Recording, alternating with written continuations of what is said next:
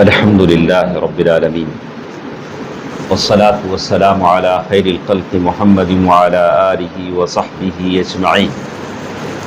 محترم حضرات، کل کے درس میں ہم نے پڑھا کہ رات کے آخری حصے میں اللہ سبحانہ و تعالی آسمان دنیا کے قریب آتے ہیں اور سوال کرتے ہیں، ہے کوئی بخشش چاہنے والا کہ میں اسے معاف کروں؟ ہے کوئی دعا کرنے والا کہ میں اس کی دعا کو قبول کروں؟ جیسے کہ حدیث کے الفاظ ہیں، ہے کوئی مانگنے والا کہ میں اسے عطا کروں؟ تو خوش نصیب ہیں وہ لوگ جو ایسے وقت میں اللہ کے بارگاہ میں دعا کرتے ہیں۔ اللہ تعالی تہجد کے وقت، فجر کی نماز اذان سے پہلے کے وقت میں جو دعا ہوتی ہے اللہ اسے ضرور قبول کرتے ہیں۔ آج ہمارے ساتھ جو حدیث ہے اس حدیث میں بتایا گیا ہے کہ اللہ کے نزدیک دو محبوب شخص ہیں، دو محبوب آدمی ہیں جن کو اللہ تعالیٰ بہت زیادہ پسند کرتے ہیں۔ ابن مسعود رضی اللہ عنہ اس حدیث کے راوی ہیں، جس میں کہا گیا، عجب ربنا عز وجل من رجلین، دو لوگ ایسے ہیں جن سے اللہ تعالی بڑا پسند کرتے ہیں یا بڑا تعجب کرتے ہیں۔ تعجب یہ اللہ تعالی کی صفت خبریہ ہے اور ثابت ہے کہ اللہ تعالی تعجب کرتے ہیں۔ بندہ تعجب کرتا ہے، تعجب یعنی ونڈر، آدمی تعجب کب کرتا ہے؟ کوئی چیز اسے معلوم نہیں تھی، اچانک معلوم ہوئی تو آدمی تعجب کرتا ہے۔ لیکن اللہ تعجب کرنے کا کیا مطلب ہے؟ اللہ کو تو ساری چیزیں معلوم ہیں، کوئی ایسی چیز نہیں جو اللہ کو بتائی جائے اللہ تعجب کرے۔ لیکن حدیث میں ہے، ہم اس کو ماننا پڑے گا۔ ایسے مانیں گے کما یلیق بجلالہ، جیسے اللہ تعالیٰ کی ذات کے لائق ہے اللہ تعالیٰ تعجب کرتے ہیں، ویسے تعجب نہیں کرتے جیسے انسان تعجب کرتا ہے۔ ایک چیز آپ کو معلوم نہیں تھی، اچانک معلوم ہوئی، آپ نے بہت تعجب کیا۔ انسان کی حالت الگ ہے، اللہ سبحانہ و تعالی جو علیم قدیر ہے اس کی حالت الگ ہے۔ یہ دو آدمی، ان میں سے ایک آدمی وہ ہے رجل ثار عن وطائه ولحافه من بين اهله وحبه الى الصلاة، کہتے ہیں وحی، بعض الفاظ آیا کہ وحی، تو ایک ایسا آدمی، ان میں سے ایک ایسا آدمی ہے جو اپنے بیڈ روم سے لحاف کہتے ہیں وہ خاص بچھونا جس میں وائف اور ہسبینڈ سوتے ہیں، لحاف عربی میں اسی لیے استعمال ہوتا ہے۔ اپنا بیڈ روم چھوڑا، وہ اپنا خاص اوڑھنا چھوڑا جو اپنی بیوی کے ساتھ اوڑھ کر سوتا ہے، اور کہا اپنے بچوں کو، اپنے اقارب کو چھوڑا اور نماز کے لیے نکلا۔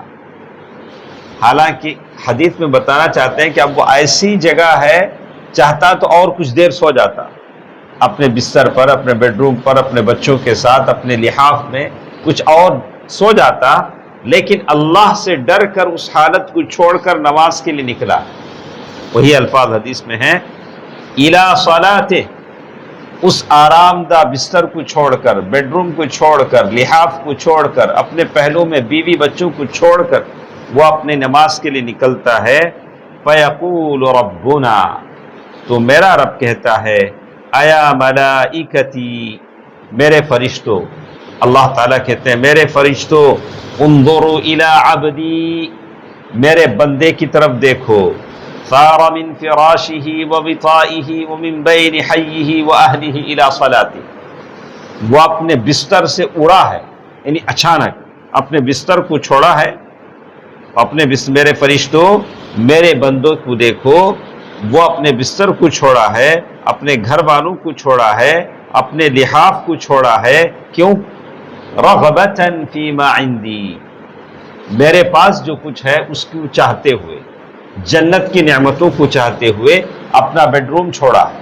واقعی ہم سب اپنے بیڈ روم ہی سے تو آئیں، ہم کو معلوم ہے کہ ہمارے بیڈ روم میں ہم کو کتنی چاہت ہے، کچھ دیر اور سو جاتے، لیکن ہم نے اسے چھوڑ کے آیا ہے، اور آنے کا مقصد یہ ہے کہ اللہ مجھے اور آپ کو جنت دے دے۔ اللہ کے نبی صلی اللہ علیہ وسلم نے یہ کہا کہ وہ میری نعمتوں میں رغبت رکھتے ہوئے، میرے عذابوں سے ڈرتے ہوئے اپنے بیڈ روم، بستر سے اور اپنے اہل و اقارب سے نماز کے لیے نکلا ہے۔ اسی لیے کہتے ہیں الخوف اللہ تعالیٰ کا ڈر ہے، اللہ تعالیٰ کا ڈر ہے جو آدمی کو جنت کی طرف لگاتا ہے، اور اپنی دنیا کی نعمتوں سے جتنا فائدہ اٹھانا ہے آدمی فائدہ اٹھاتا ہے۔ یہ پہلا آدمی ہے جس کے تعلق سے اللہ تعالیٰ فرشتوں کے سامنے فخر کرتے ہیں، کہتے ہیں کہ دیکھو میرا بندہ اتنی بڑی قربانی دے کر نماز کے لیے نکلا ہے۔ دوسرا وہ آدمی جس کے بارے میں اس حدیث میں بتایا گیا، وَرَجُلٌ غَزَا فِي سَبِيلِ اللَّهِ عَزَّ وَجَلَّ، دوسرا وہ آدمی جس نے اللہ کے راستے میں جہاد کیا، اللہ کے راستے میں لڑنے کے لیے پہنچا، لیکن ہوا کیا، اس کے سارے ساتھی شکست کھا گئے، یعنی پیچھے ہٹ گئے، جنگ کے میدان میں اس کے ساتھی پیچھے ہٹ گئے، اور قریب تھا کہ ہار جاتے، دشمن غالب آ جاتا، جیسے حدیث کے الفاظ ہیں فَانْهَزِمُوا، اس کے سارے ساتھی ڈیفیٹ ہرا دیے گئے، فَعَلِمَ مَا عَلَيْهِ مِنَ الْفِرَارِ وَمَا لَهُ فِي الرُّجُوعِ، تو اس آدمی نے جان لیا کہ پیچھے بھاگنا غلط ہے، جنگ کے میدان سے بھاگنا بڑے گناہوں میں، تو وہ اکیلا آگے بڑھا، وہ پھر دشمن کی طرف آگے بڑھا، فَرَجَعْ حَتَّى أُحْرِقَ دَمُهُ، وہ آگے بڑھا یہاں تک کہ اس کا خون شہادت کے راستے میں بہا دیا گیا۔ کیوں؟ رغبتاً فیما عندی وشفقتاً مما عندی، میرے پاس جو کچھ جنت ہے اس کی چاہت میں، اور جہنم سے خوف کی وجہ سے۔ یہ جتنے بھی اعمال ہم کرتے ہیں، اپنے گھروں سے نکل کر آئے ہیں، جنت کی چاہت میں آئے ہیں، جہنم سے بچنے کے لیے آئے ہیں۔ اس کو ہمیشہ آپ اپنے دماغ میں رکھیں، یہی اخلاص کی کسوٹی ہے۔ اس سے تھوڑا بھی ہم ہٹیں گے کہ نہیں سب لوگ پڑھتے نماز، میں بھی جا کو پڑھتا ہوں، سب لوگ مسجد میں جمع ہوتے میں بھی جاتا ہوں، ارے میں نہیں دکھا تو اچھا نہیں رہتا، اگر میں ایسا سوچتا ہوں تو پھر معاملہ مشکل ہے، معاملہ مشکل۔ اہل الاعذار، اگر آپ معذور ہیں اللہ تعالیٰ آپ کو معاف کرے گا، اللہ تعالیٰ ہرگز نہیں پوچھے گا۔ کوئی شخص معذور ہے اللہ اس سے نہیں پوچھے گا، لیکن جو لوگ ہٹے کٹے ہیں، جو لوگ جن کو کوئی شکایت نہیں ہے، تو ان کو تو اللہ کے گھروں کو آباد کرنا ہے، جماعت کے ساتھ ان کو تو نماز پڑھنا ہی۔ ہم کیوں پڑھتے ہیں؟ اسی لیے پڑھتے ہیں کہ اللہ مجھے اور آپ کو جنت دے دے، جہنم سے بچا دے۔ اللہ تعالیٰ اس آدمی کے بارے میں کہتے ہیں فَيَقُولُ اللَّهُ عَزَّ وَجَلَّ لِمَلَائِكَتِهِ، اللہ فرشتوں سے کہتے ہیں انظروا إِلَىٰ عَبْدِي رَجَعَ رَغْبَةً فِيمَا عِنْدِي وَرَهْبَةً مِّمَّا عِنْدِي، ارے وہ میرے بندے کو دیکھو، سارے لوگ جنگ کا میدان چھوڑ کر بھاگ رہے تھے، میرا یہ بندہ سامنے بڑھا اور شہید ہو گیا، حتی احریق دمہ، اس کا خون اللہ کی راہ میں بہا دیا گیا۔ تو یہ ساری حدیث مجھے اور آپ کو اخلاص کی طرف دعوت دیتی ہے۔ بہت سارے زندگی میں ہم اعمال کرتے ہیں، وہ صحیح نیت کے ساتھ صحیح مقصد کو سامنے رکھ کر کریں۔